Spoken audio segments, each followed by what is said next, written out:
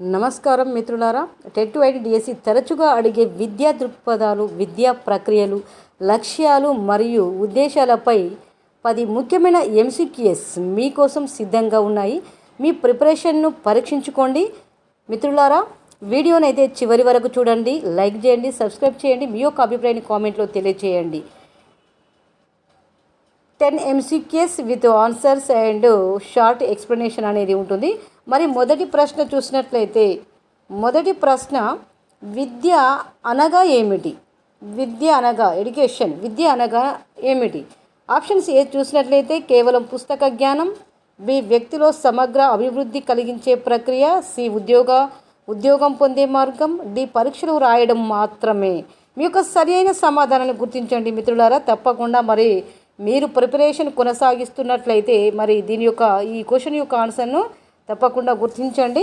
విద్య అనగా ఏమిటి? విద్య అనగా ఏమిటి? సరైన సమాధానం చూసినట్లయితే పరీక్షలు రాయడం మాత్రమే కాదు, ఉద్యోగం పొందే మార్గం కాదు, కేవలం పుస్తక జ్ఞానం అనేది కూడా కాదు. సరైన సమాధానం చూసినట్లయితే మరి బి అవుతుంది. విద్య అనేది వ్యక్తి శారీరక, మానసిక, సామాజిక, నైతిక అభివృద్ధిని కలిగించే నిరంతర ప్రక్రియే విద్య. విద్య అనగా ఏమిటి అంటే, విద్య అనేది వ్యక్తి శారీరక, మానసిక, సామాజిక, నైతిక అభివృద్ధిని కలిగించే నిరంతర ప్రక్రియనే విద్య అని అంటారు. మిత్రులారా, ఇది చాలా గమనించవలసినటువంటి ప్రశ్నకు జవాబు. మరి తప్పకుండా గుర్తుంచుకోవాల్సిన అవసరం మీకుంది. రెండవ ప్రశ్న చూసినట్లయితే, విద్య యొక్క ప్రధాన లక్ష్యం ఏది? విద్య యొక్క ప్రధాన లక్ష్యం ఏమిటి? లక్ష్యం అడిగాడు ఇక్కడ. విద్య యొక్క ప్రధాన లక్ష్యం ఏమిటి? ఆప్షన్ చూసినట్లయితే ఏ మార్కులు సాధించడం, బి సర్టిఫికేట్ పొందడం, సి వ్యక్తిత్వ వికాసం, డి ఉద్యోగం పొందడం. సరైన సమాధానం గుర్తించండి మిత్రులారా. తప్పకుండా మరి ఆన్సర్ అనేది గుర్తించాలి. కామెంట్లో మరి కామెంట్ చేయడం అనేది తప్పకుండా చేయాల్సిన అవసరం ఉంది. విద్య యొక్క ప్రధాన లక్ష్యం ఏమిటి? లక్ష్యం ఏది? సరైన సమాధానం గుర్తించండి. ఉద్యోగం పొందడం కాదు, సర్టిఫికేట్ పొందడం కాదు, మార్కులు సాధించడం కాదు. విద్య యొక్క ప్రధాన లక్ష్యం అడిగాడు. విద్య యొక్క ప్రధాన లక్ష్యం అడిగాడు కాబట్టి సరైన సమాధానము వ్యక్తిత్వ వికాసం అవుతుంది. సరైన సమాధానము వ్యక్తిత్వ వికాసం అవుతుంది. లక్ష్యం గుర్తుపెట్టుకోవాలి. ఎందుకంటే విద్య యొక్క ప్రధాన లక్ష్యం అడిగాడు కాబట్టి వ్యక్తిత్వ వికాసం అనేది గుర్తుపెట్టుకోవాలి. విద్య యొక్క అంతిమ లక్ష్యం వ్యక్తిత్వ వికాసం మరియు సమగ్ర అభివృద్ధి అనేది సరైన సమాధానం. మూడవ ప్రశ్న చూద్దాం. బోధన అంటే ఏమిటి? బోధన అంటే ఏమిటి? మరి ప్రతి ఒక్కరు కూడా మరి ఉపాధ్యాయులుగా పనిచేస్తున్నారు, చదువుకుంటూ కూడా మీరు పనిచేయడము, ఉపాధ్యాయ వృత్తిని చేపట్టడం జరుగుతుంది. కాబట్టి మరి మొత్తానికి అయితే బోధన అంటే ఏమిటి అనేది మీకు తెలిసి ఉంటుంది. కాబట్టి ఇక్కడ ఆప్షన్స్ అయితే ఇవ్వడం జరిగింది మిత్రులారా, గమనించండి. మరి ఆప్షన్ చూసినట్లయితే ఏ పుస్తకాలు చదవడం, బి అభ్యాసానికి అనుకూల పరిస్థితులు కల్పించడం, సి పరీక్షలు నిర్వహించడం, డి హోంవర్క్ ఇవ్వడం. సరైన సమాధానాన్ని గుర్తించండి. బోధన అంటే ఏమిటి? బోధన అనగా హోంవర్క్ ఇవ్వడము కాదు, పరీక్షలు నిర్వహించడము కాదు, పుస్తకాలు చదవడము కాదు. మరి ఏమిటి? అభ్యాసానికి అనుకూల పరిస్థితులు కల్పించడం. అభ్యాసానికి అనుకూల పరిస్థితులు కల్పించడం వలనే మరి బోధన అంటారు. బోధన అనేది విద్యార్థుల అభ్యాసాన్ని సులభతరం చేసే ప్రక్రియ. విద్యార్థుల యొక్క బోధన అనేది విద్యార్థుల అభ్యాసాన్ని సులభతరం చేసేటువంటి ప్రక్రియనే బోధన అని అంటారు. కాబట్టి సరైన సమాధానం ఏమవుతుంది? బి అవుతుంది. నాలుగవ ప్రశ్న చూడండి. అభ్యాసం లర్నింగ్ యొక్క ముఖ్య లక్షణం ఏది? లర్నింగ్ యొక్క ముఖ్య లక్షణం ఏది? ఆప్షన్ చూడండి. ఏ తాత్కాలిక మార్పు, బి శాశ్వత ప్రవర్తన మార్పు, సి జన్మతః లభించేది, డి కేవలం పాఠశాలలోనే జరుగుతుంది. అంటే ఇక్కడ ఏమన్నాడు ప్రశ్న? అభ్యాసం యొక్క ముఖ్య లక్షణం, లర్నింగ్ యొక్క ముఖ్య లక్షణం అడగడం జరిగింది. మరి సరైన సమాధానాన్ని గుర్తించండి.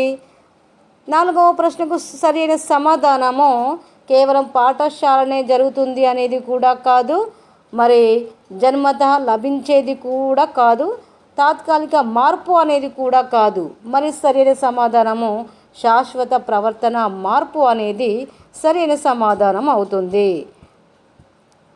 అనుభవం వల్ల ప్రవర్తనలో వచ్చే సాపేక్షంగా శాశ్వత మార్పును అభ్యాసం అంటారు. అంటే అనుభవం వల్ల ఏదైతే అనుభవం ఉంటుందో అనుభవం వల్ల ప్రవర్తనలో వచ్చే సాపేక్షంగా శాశ్వత మార్పును అభ్యాసం అంటారు అనేది మరి దీని యొక్క ముఖ్య లక్షణము.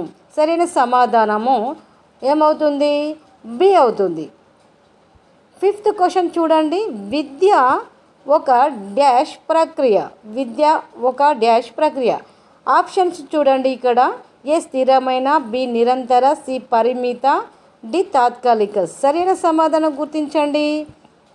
సరైన సమాధానం చూసినట్లయితే డి పరిమిత కాదు, డి తాత్కాలిక కాదు, ఏ స్థిరమైనది కూడా కాదు. సరైన సమాధానం బి అవుతుంది. సరైన సమాధానం ఏమవుతుంది? బి. జననం నుండి మరణం వరకు జరిగే ప్రక్రియ కాబట్టి విద్య నిరంతర ప్రక్రియ. జననం నుండి మరణం వరకు అంటే మనము పుట్టిన నుండి మరణించే వరకు జరిగే ప్రక్రియ కాబట్టి అంటే విద్య నిరంతరము. చనిపోయే వరకు మరి అక్షరాలను అనేది మనం చదువుతాము కాబట్టి మరి జననం నుండి మరణం వరకు జరిగే ప్రక్రియ కాబట్టి విద్య నిరంతర ప్రక్రియ అని మరి సరైన సమాధానం అవుతుంది. విద్య ఒక డాష్ ప్రక్రియ అంటే నిరంతర ప్రక్రియ. 6th క్వశ్చన్ చూడండి. విద్య యొక్క సామాజిక విధి ఏది? విద్య యొక్క సామాజిక విధి ఏది? ఆప్షన్స్ చూడండి. వ్యక్తిగత అభివృద్ధి, సామాజీకరణ, సి ఉద్యోగ కల్పన, డి వినోదం. సరైన సమాధానాన్ని గుర్తించండి.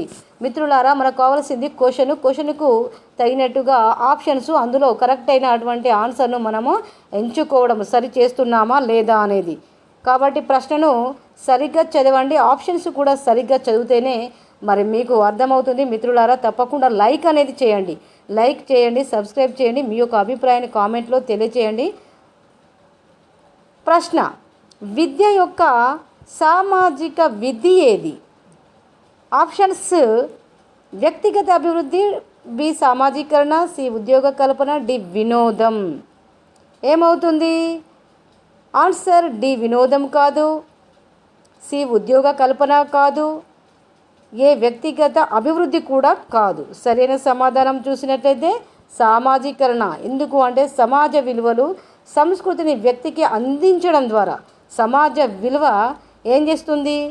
సమాజ విలువ అనే సంస్కృతిని వ్యక్తికి అందించడం విద్య యొక్క సామాజిక విధి అన్నమాట. కాబట్టి సరైన ఆన్సరు మరి బి అవుతుంది. 7వ ప్రశ్న చూద్దాం. విద్యార్థి కేంద్రిత విద్యలో ప్రధాన పాత్ర ఎవరిది? విద్యార్థి కేంద్రిత విద్యలో ప్రధాన పాత్ర ఎవరిది? ఉపాధ్యాయుడిదా, ప్రధానోపాధ్యాయుడిదా, విద్యార్థిదా, తల్లిదండ్రులదా? సరైన సమాధానం గుర్తించండి. విద్యార్థి కేంద్రిత విద్యలో ప్రధాన పాత్ర ఎవరిది? 7వ ప్రశ్న. కేంద్రిత విద్యలో ప్రధాన పాత్ర ఎవరిది ఉంటుంది? విద్యార్థి కేంద్రిత విద్యలో ప్రధాన పాత్ర ఎవరిది ఉంటుంది? ప్రశ్న సరిగ్గా చదవండి, సరైన ఆన్సర్ను గుర్తించండి. ఉపాధ్యాయుడు కాదు, ప్రధానోపాధ్యాయుడు కాదు, తల్లిదండ్రులు కూడా కాదు. ఎవరు? విద్యార్థి అవుతుంది. సరైన సమాధానం విద్యార్థి. అంటే విద్యార్థి కేంద్రిత విధానంలో విద్యార్థి క్రియాశీలక పాత్ర పోషిస్తాడు కాబట్టి విద్యార్థి అనేది సరైన సమాధానం అవుతుంది. 8వ ప్రశ్న. విద్య యొక్క ద్విముఖ ప్రక్రియ అంటే బయోపోలార్ ప్రాసెస్ సిద్ధాంతాన్ని ప్రతిపాదించిన వారు ఎవరు? విద్య యొక్క ద్విముఖ ప్రక్రియ సిద్ధాంతాన్ని ప్రతిపాదించిన వారు ఎవరు? ఆప్షన్ చూసినట్లయితే John Dewey, B Adams, C Rousseau, D Pestalozzi. విద్య యొక్క ద్విముఖ ప్రక్రియ సిద్ధాంతాన్ని. 8వ ప్రశ్న. 8వ ప్రశ్నకు ఆన్సర్ మీరే చేయాలి. ఎందుకనంటే మరి మీరు ఎంతవరకు ప్రిపేర్ అవుతున్నది ఇక్కడ ఆన్సర్ అనేది గుర్తిస్తేనే మీరు మరి టెట్ అండ్ డిఎస్సికి ప్రిపేర్ అవుతున్నట్టుగా అర్థమవుతుంది. కాబట్టి మిత్రులారా, తప్పకుండా 8వ ప్రశ్నకు మరి ఆన్సర్ను గుర్తించండి. 9వ ప్రశ్న చూద్దాం. విద్య యొక్క త్రిముఖ ప్రక్రియలో 3 పోలార్ ప్రాసెస్ 3వ అంశం ఏది? విద్య యొక్క త్రిముఖ ప్రక్రియలో త్రిపోలర్ ప్రాసెస్ మూడవ అంశం ఏది? ఆప్షన్ చూడండి. ఏ పాఠ్యాంశము, బి సమాజం, సి పరీక్ష, డి కుటుంబం. సరైన సమాధానం గుర్తించండి. తప్పకుండా వీడియోనైతే తప్పకుండా ఎండ్ వరకు చూడండి మిత్రులారా. అలా చూస్తేనే మీకు అర్థమవుతుంది. లైక్ చేయండి, ఒక చిన్న లైక్ చేయండి, సబ్స్క్రైబ్ చేయండి. మీ యొక్క ఒపీనియన్ ఏమైతే ఉంటుందో అది కామెంట్ బాక్స్లో పెట్టండి. ఆన్సర్ను గుర్తించండి. ఎనిమిదవ ప్రశ్న ఇచ్చాను, దానికి ఆన్సర్ గుర్తించండి. త్రిపోలర్ ప్రాసెస్ మూడవ అంశం ఏది? ఏ పాఠ్యాంశము, బి సమాజము, సి పరీక్ష, డి కుటుంబము. సరైన సమాధానం 9వ ప్రశ్నకు సరైన సమాధానం గుర్తించండి. కుటుంబం కాదు, పరీక్ష కాదు, సమాజం కాదు. సరైన సమాధానం చూస్తే ఏ పాఠ్యాంశము అనేది మరి సరైన సమాధానం అవుతుంది. ఉపాధ్యాయుడు విద్యార్థి పాఠ్యాంశము కలిసి, ఉపాధ్యాయుడు విద్యార్థి పాఠ్యాంశము కలిసి త్రిముఖ విద్యా ప్రక్రియను ఏర్పరుస్తాయి. కాబట్టి మరి సరైన సమాధానము మరి ఏ అవుతుంది? పాఠ్యాంశము అనేది ఏ అవుతుంది. 9వ ప్రశ్నకు ఆన్సర్ ఏ అవుతుంది. 10వ ప్రశ్న చూద్దాం. విద్య యొక్క ఆధునిక ఉద్దేశం ఏది? విద్య యొక్క ఆధునిక ఉద్దేశం ఏది? ఆధునిక అని అడగడం జరిగింది.